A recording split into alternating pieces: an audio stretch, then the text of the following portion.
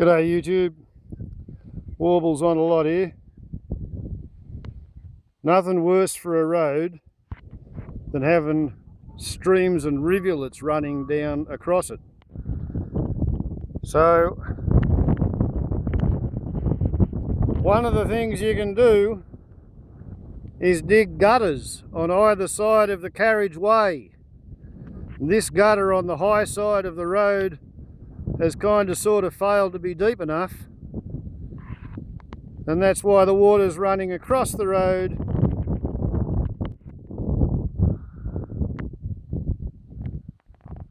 heading on down the hill.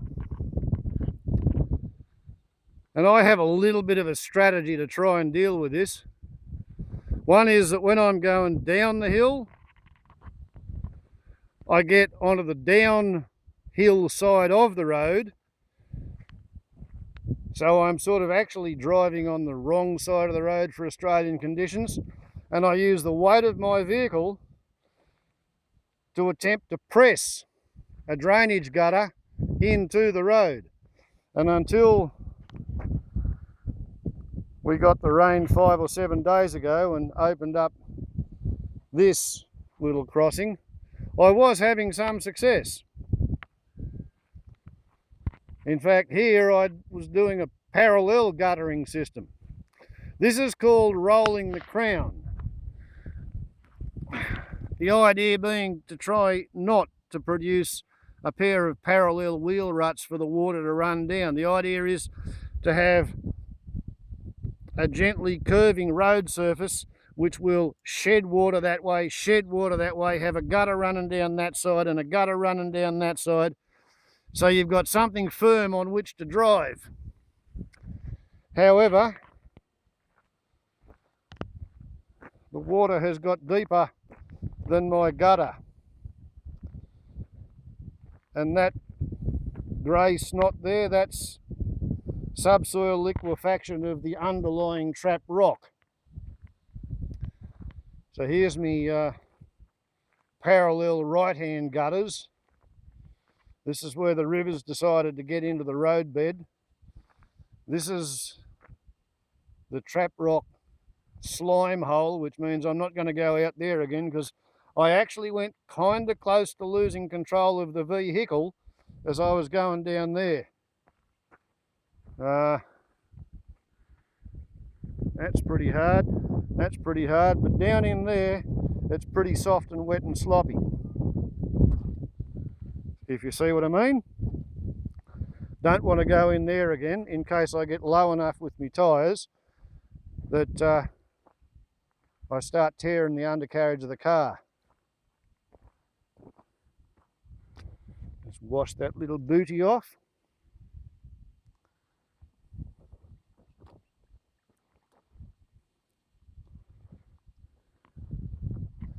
And you can see how fast the water's flowing downhill, and the faster the water flows, the better it's going to be at eroding, but it's eroding into road base there, whereas it's eroding into trap rock over there. So this is lower than that, but the trouble is that has been outside the gutter. So the gutter's having to drain through the soil.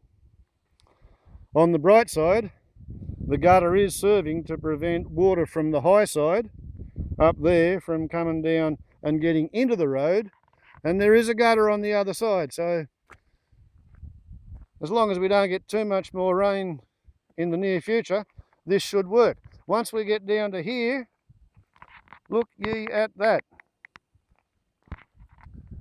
The water goes back into the tyre formed drainage ditch before running onto a high spot formed just along there by an attempt. I don't know why people do this. They get on a bloody bulldozer or a backhoe or a grader and they try and build a gutter that will lead the water uphill, and it doesn't friggin' work.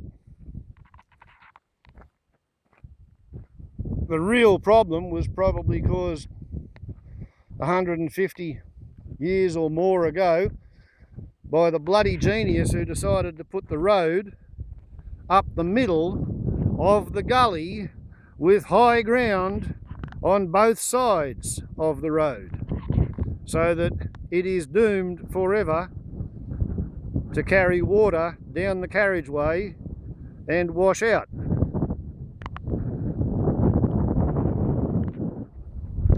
This is why they call European practices world's best, you know, because they know so much about everything. You know, they come out here and they show everybody how to do things better, like putting the road in the middle of the gully where it's going to wash out every bloody time.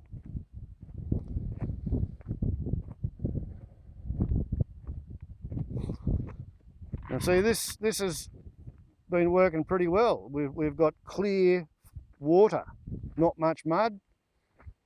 The road is drained. When I'm coming up the hill, I also get on the right hand side of the road so I can see where the boundaries are, and if there's any wheel spin going up the hill, I'm trying to dig a drainage ditch on that side as well.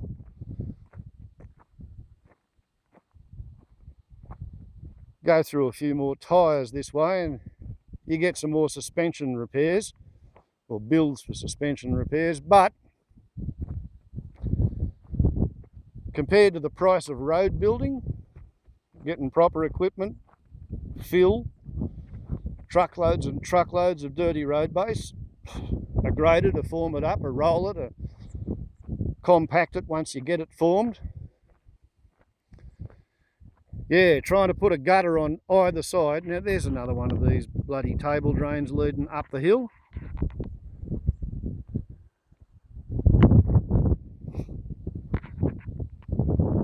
I don't make table drains. Now this one, I haven't run down here for probably 3 weeks because it was actually getting deep enough that it was tickling the bottom of my car, and it's been doing a real good job. Like I said, rolling the crown, trying to keep the centre of the road higher than the wheel tracks. And that means somebody has to go off on the outside edge, roll the gutters and keep the other two wheels on the top of the crown. Now look at that. You got all that water, which should be shining in the sunlight, and it's coming from the hill up there, and if it were not for this gutter, it would be getting into the roadbed.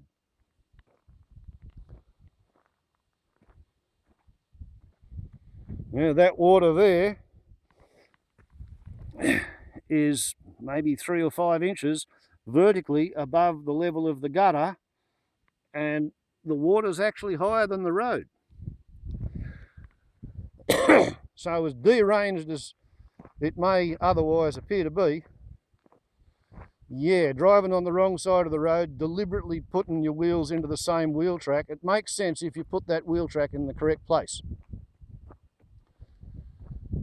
And then stay far enough out on the edge that you can direct the runoff into the next lunatic table drain.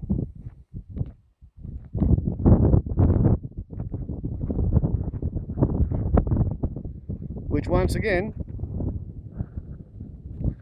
attempts to lead the water off uphill.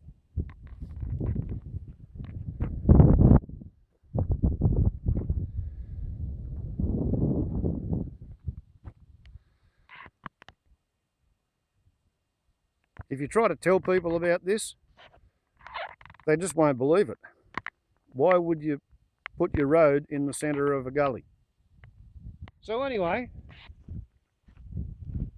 that's my neighbour's driveway.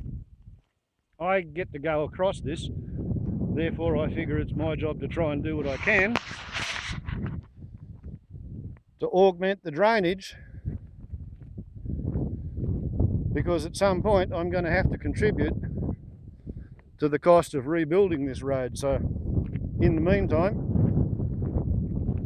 it's got to be regarded as kind of helpful, surely, to do what I can to keep the water off the carriageway. Now we'll go up and have a look at the superhighway.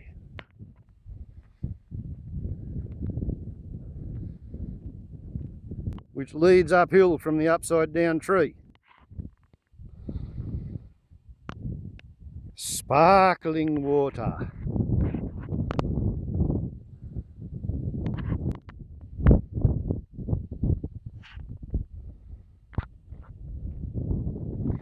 If only this ditch had been deeper just there and kept all this water in the correct side, it would all have worked much more better. And then there is another factor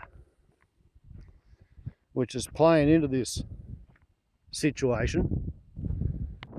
That factor being these water troughs, which are fed by a pipeline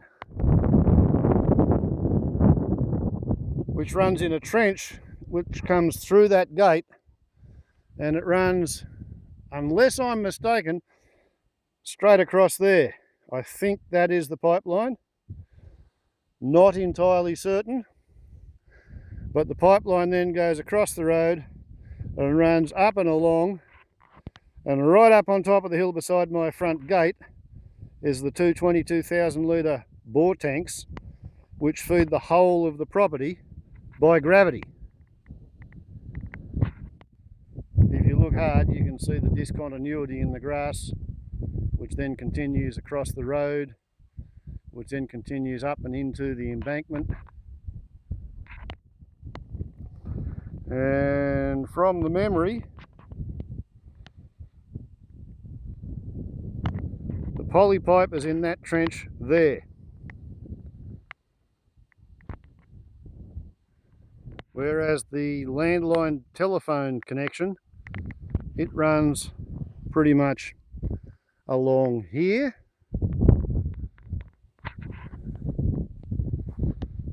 Perhaps along that green line there, where the sheep have been walking over the years. Personally, I haven't seen anything worse normally on this hill than about that level of muddy. However, as we come down here, that there is where the water line comes, the water pipeline, and my thinking is that the water that's on the ground here is the stuff that's been intercepted by that trench, maybe half a metre down, and it's intercepting all the water that's moving through the subsoil down the hill, allowing it to pool here and come to the surface and saturate the Barilda driveway. I haven't ever quite seen that stretch of the Barilda driveway as soggy and boggy and wet and full of potholes as it is now. Of course, I've only been here 30 years. As you can see, this has got grass growing through it. It's totally saturated, but because I go on a slightly different part of it every time and I'm coming down the hill, I'm not accelerating, not using much power, I don't tend to dig into it.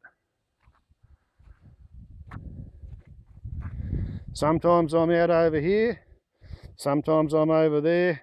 It always gets a couple of days to recover, and you don't kill the grass, and it's the grass that holds the slush together.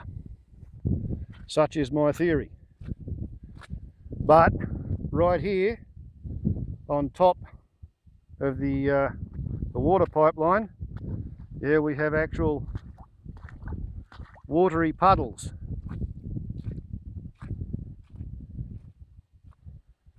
Then we have a bit of an embankment here. So that's my track down the hill on, once again, the low side of the driveway. Here's all that stuff and water I was explaining. Now look at that, you've got water crossing on the surface, and there's actually a pipe under the road which is carrying as near to nothing as damn all is to swearing.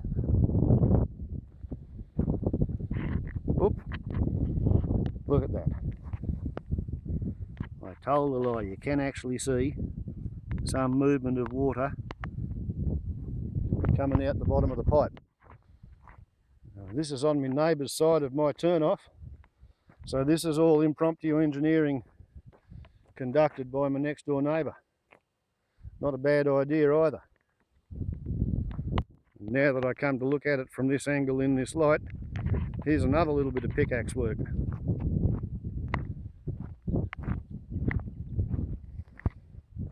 Now, there is one other factor building into this scenario, and that is we had a really bad heat wave and a drought, and something like half the trees on the hill have died, and dead trees, they don't evapotranspire any water out of the hill.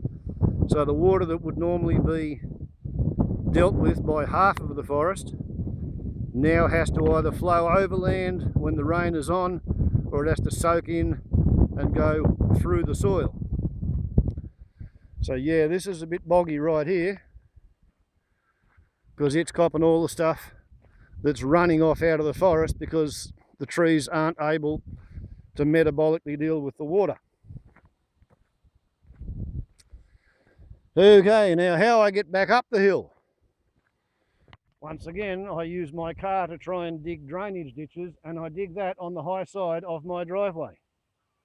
You can see I don't use the centre of the bottom end of the driveway because 30 years ago I used to go up and down in the same spot in the dry with me wheels, gradually slowly eroding a pair of parallel tracks, and behold, when that drought finished, my wheel tracks turned into parallel rivers, and the speed of the water coming down the hill dug that out, and the water being on the soil made it all sloshy, so if you drove on it you sunk deeper and made the whole situation worse, and eventually I just stopped using that stretch.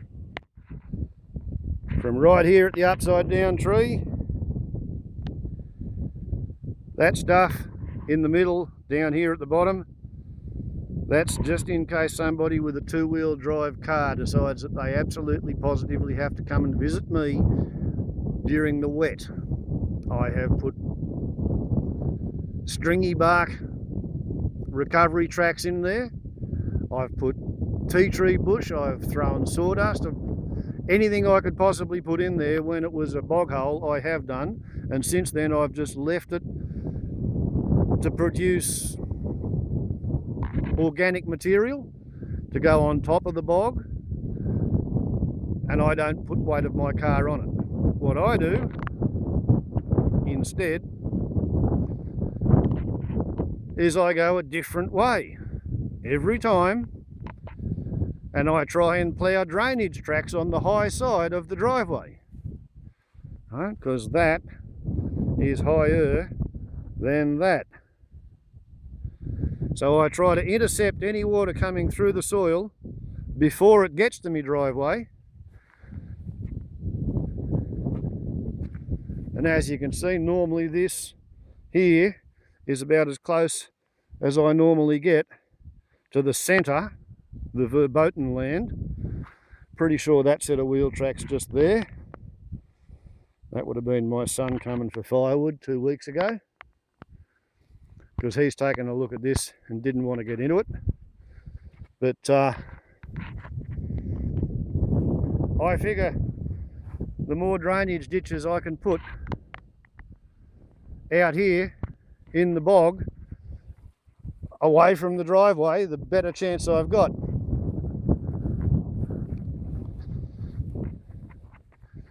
This is where I came up the hill last night.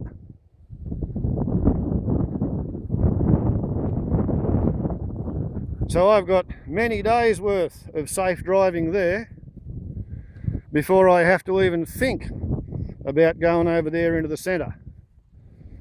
This little pothole came as a bit of a surprise in the dark last night. But I got through it all right, didn't tear anything off the bottom of the car. Did bounce, went airborne there and hit there with a twang bang, and touched down again here with a twang bang. And then I was porpoising along as I came across here. But all things considered, what's gone on here is the grey snot has formed underneath the grass and rocks, and it's the roots of the grass that's holding the surface together.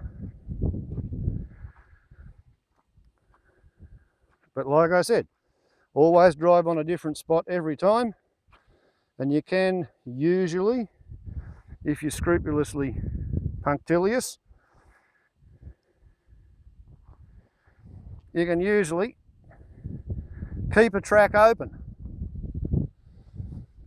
and then drive up here on top of all the bogs.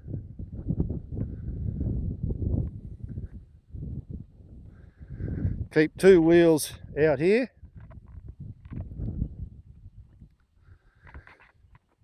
And as the left-hand side of the car is coming over here, the right-hand side pushes you up the hill.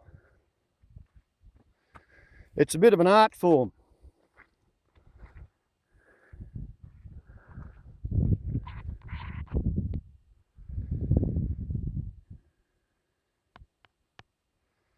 But compared to driving straight up and down the hill, if you got all of this stuff bogged in the middle there and you didn't know enough to go left or right of it, you could be parking at the upside down tree and backpacking your groceries in for a couple of months after a really heavy rain.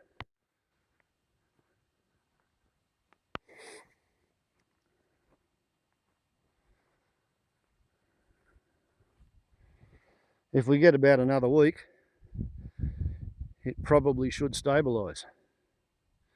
And then I'll be shitting myself worried about the fire season, won't I? I've already got to get a permit to try and light a fire, even though it's too wet to sustain a fire. Welcome to global warming. Wherein at everything becomes or earlier. The rain becomes rainier, the drought becomes droutier, the wind becomes windier, the hail becomes hailier, the heat waves become hotter, the flash floods become floodier, the mud becomes muddier, the fires become fierier. However way, or whichever way you cut it, global warming means everything gets or earlier. Now here's a bit of history. See that bare rock there? This was the original access track for the wood carters once upon a time. And when they eroded that down to bare rock, then they've come up with the alternative access. But that might have happened 100 years ago, after the First World War. And these are the trees which have died in the drought, and now we've got an Indian Ocean dipole and a La Nina simultaneously giving us what once upon a time, 50 years ago, 70 years ago perhaps, would have been considered a normal amount of rain in winter. We don't have the trees in the forest to deal with the water, which is why it's all running off downhill. And as you can see, my front yard is still a bit of a mud pie, with the spring under the hut still running and producing water.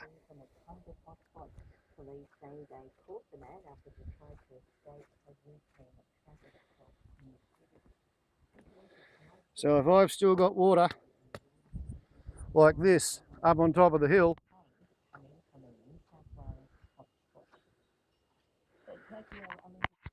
then one wonders how long it's going to be before the driveway at the bottom of my hill becomes a dry driveway. And of course there's secondary gains and benefits to this. When there's a roadside breathalyser, there's not too many cops want to stand too close to that. So if the cop's got COVID, it keeps him further away from your window while he's breathalyzing you to see whether you've been drinking or something. So roundabouts and swings. It's an ill wind that blows no good, and every cloud has something of a silver lining, so they say. But there's not a great deal of evaporation going on up here. Haven't had any rain for 5 days, and the trailer's still got a good load of water on it. Another view of the deadness of the trees. But this is the wet weather driveway, so called because it enables access to the interior of my block during wet weather, because it's exposed rock.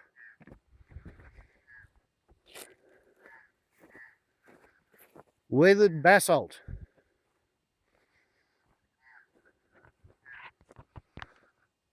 More dead trees. 20-something thousand years ago there was a volcano at Dangersley, east of Armidale. It was not a spurting conical volcano, it was a sheet lava flow. I've got a spring here. I've still got squishy squashy mud in the wheel tracks. Oh, what a bog that one is.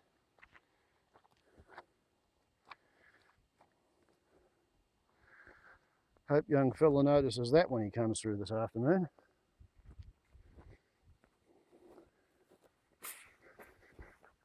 So yeah, ground's as wet as that, and I want a fire permit to start playing with my drip torch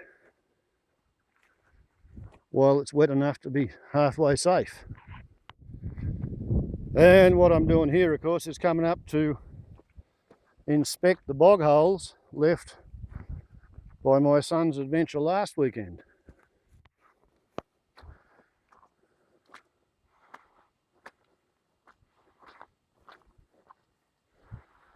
I always try and tread it down while it's wet and soft and pliable, and attempt to level the surface.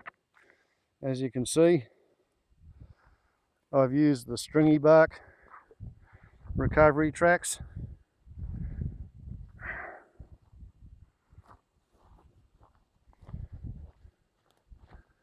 Yeah, hope he doesn't come down here actually. If he stays up there on the rock, he'll be okay. But yeah, that's his front holes.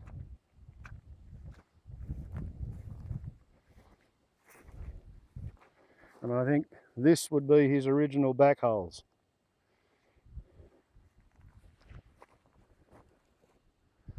And this is digging out on the way back out.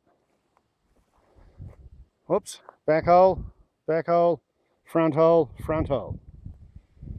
Yeah, that one there is dug by rotation and spinnies.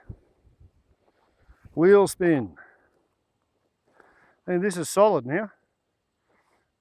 This is still wet because that had the weight of the vehicle going over it. This is kind of solid. This is kind of solid. And this is what bloody trap rock looks like when it dries out. It's a non-Newtonian fluid that's the exact opposite of silly putty. When it's dry, it's like concrete. When it's wet, it's sort of like cake mix. And when you put pressure on it, the cake mix turns into jelly. And when you put pressure on it a second time, the jelly turns into egg white consistency, or as I call it, grey snot.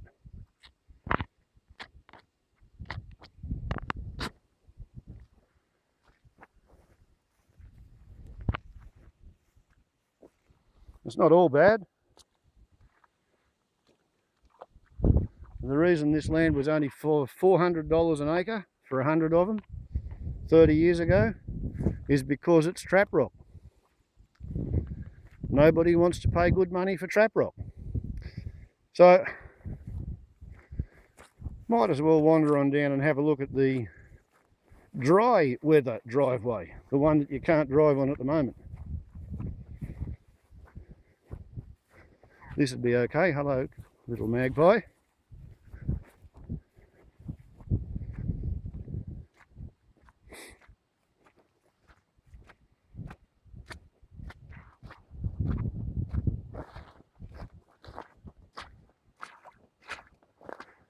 And it's because this is in this condition that I haven't been doing too much more about dragging the dead trees.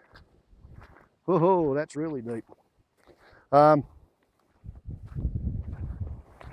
of the hut clearing and bringing them here to add onto the pile in preparation for another perfect burn.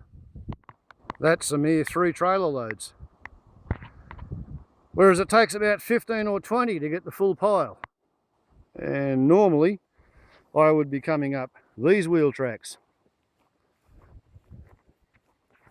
the fair weather driveway, which is not too bad just here.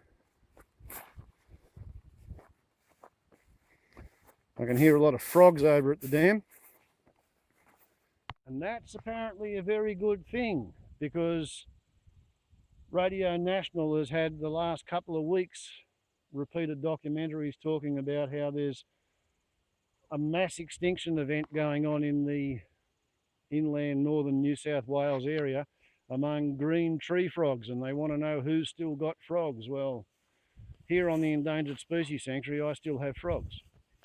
Apparently some people down there are finding as many as half a dozen dead green tree frogs on their lawn. And this is why this is not the wet weather driveway.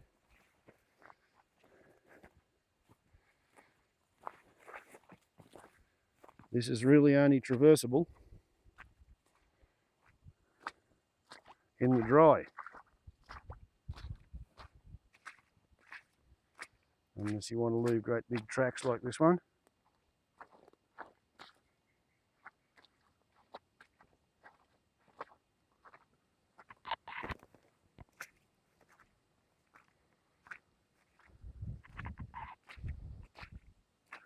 This all comes down here, gets to the low point in the gully, and then the water pools and heads off across country. Straight.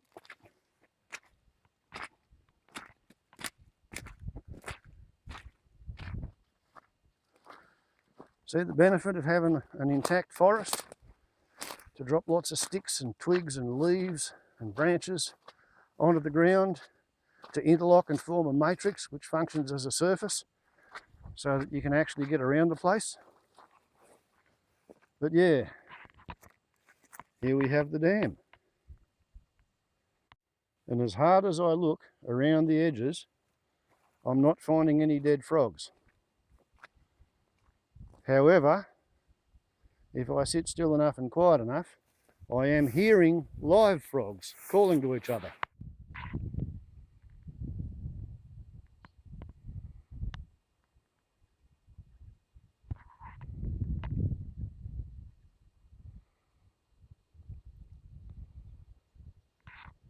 They must be able to see me because they stopped calling as soon as I turned my head around.